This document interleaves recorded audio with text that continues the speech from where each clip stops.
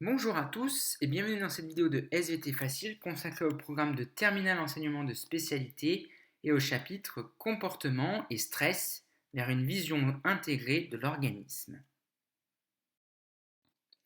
Alors ici voici une photo d'étudiants, d'élèves de terminale passant les épreuves du baccalauréat, des épreuves qui sont donc source de stress pour vous, élèves, et on peut se demander quelles sont les conditions d'apparition du stress aigu.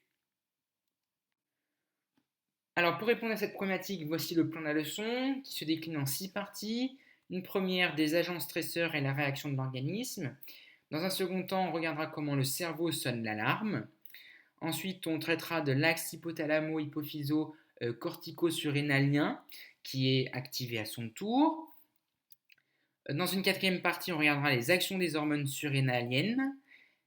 Ensuite, on verra les méfaits du stress chronique et on terminera cette leçon avec la nécessaire résilience du système.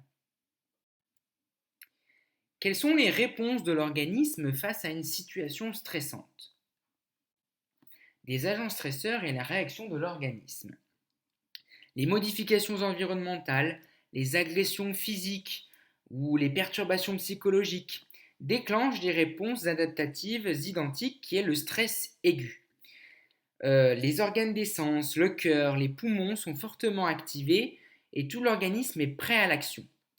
Cette adaptabilité permet à l'individu d'adopter un comportement approprié à la situation, qui peut être soit fuir, lutter ou encore se cacher, résister, etc. Quelles sont les zones du cerveau impliquées dans le stress et quand puis comment interviennent-elles? Le cerveau sonne l'alarme. La coopération entre diverses régions dont le cortex préfrontal et le système limbique, dont l'amygdale et l'hippocampe, aboutit à une analyse immédiate de la situation. Les messages nerveux générés stimulent alors l'hypothalamus. Quelle est l'origine et quels sont les effets du cortisol? L'axe hypothalamo-hypophyso-cortico-surrénalien est activé à son tour.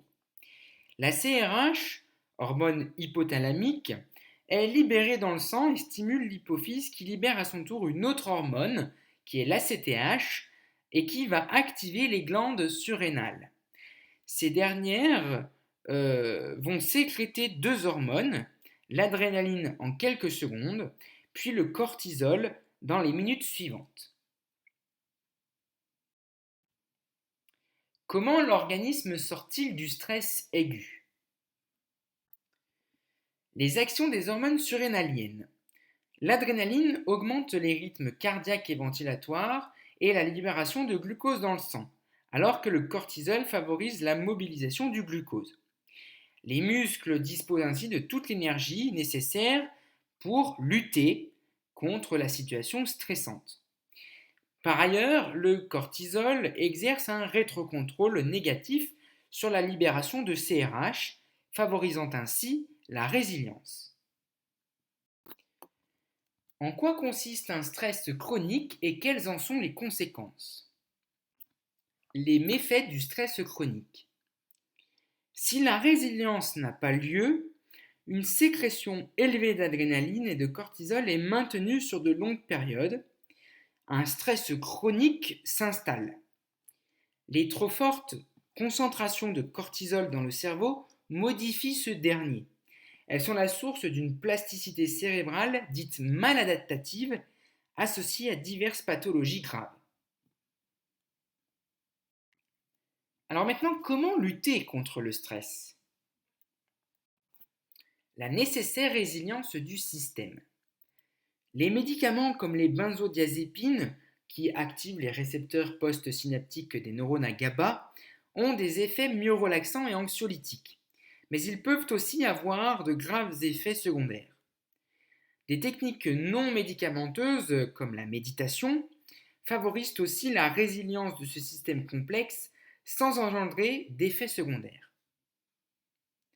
Pour terminer, voici les mots à retenir de cette leçon. Adaptabilité, c'est la capacité de l'organisme à modifier son fonctionnement en fonction des conditions auxquelles il est soumis. Adrénaline, c'est une hormone produite par les glandes médulo-surrénales qui accélère le rythme cardiaque, amplifie la ventilation pulmonaire et favorise la libération de glucose dans le sang.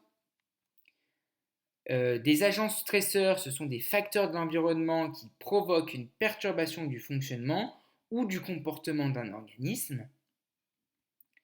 L'axe hypothalamo-hypophyso-cortico-surrénalien, c'est l'ensemble formé de trois organes, hypothalamus, hypophyse et glande surrénale, dont l'activité aboutit à la libération de cortisol dans le sang.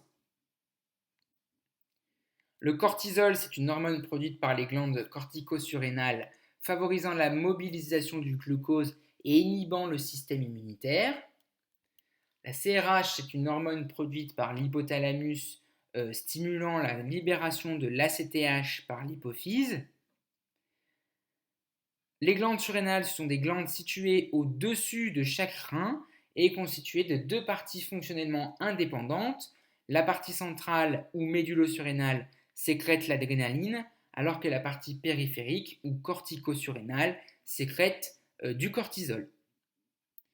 La résilience, c'est la capacité de l'organisme à retrouver des conditions de fonctionnement durables suite à une perturbation engendrée par un agent stresseur.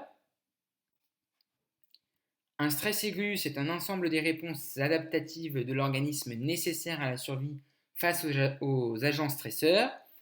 Un stress chronique, c'est un stress qui perdure dans le temps et qui peut conduire à diverses pathologies. Et enfin, le système limbique, c'est l'ensemble des zones cérébrales, dont l'hippocampe et l'amygdale, zones impliquées notamment dans la régulation des émotions et de la mémorisation. Merci pour votre attention et dites-vous bien que les étés, ce n'est pas si difficile. À très bientôt.